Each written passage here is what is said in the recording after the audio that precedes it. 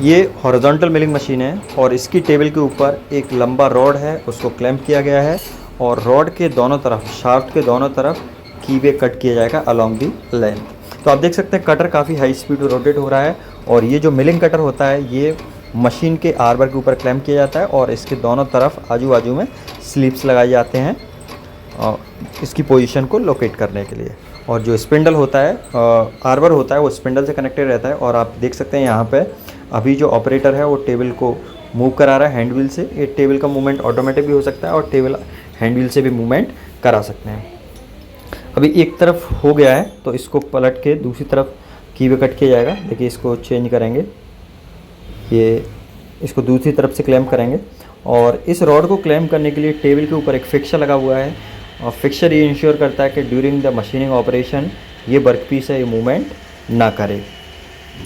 देखिए इसको अच्छे से टाइट कर दे रहे हैं। यहाँ पे जो क्लैम्प्स लगे हैं, नट बोल्ट लगे हैं, उनको अच्छे से टाइट कर दे रहे हैं जिससे वर्कपीस ड्यूरिंग मशीनिंग कोई भी मूवमेंट ना करे, हिले डुले नहीं, जिससे मशीनिंग सही से परफॉर्म हो जाए।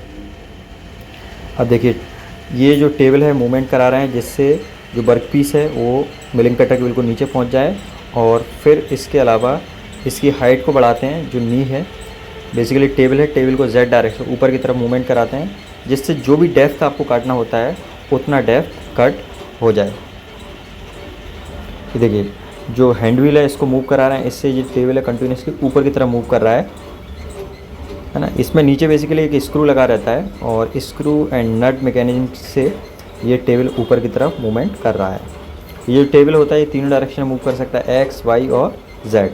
ऑपरेटर के लेफ़्ट राइट एक्स होता है, ऑपरेटर के पास और दूर वाई होता है और वर्टिकली अप एंड डाउन यहाँ पे जेड डायरेक्शन होता है।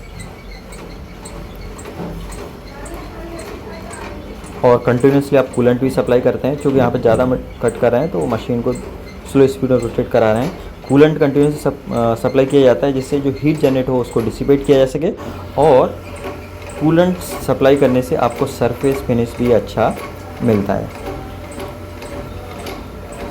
ये दूसरी तरफ से आप देख सकते हैं ये पूरा मशीन है जिसमें ओवर हैंगिंग आर्म होता है। ओवर हैंगिंग आर्म से आपका ये जो आर्बर है वो एक तरफ सपोर्ट रहता है और आर्बर दूसरी तरफ स्पिंडल से कनेक्टेड रहता है थ्रू द कपलिंग।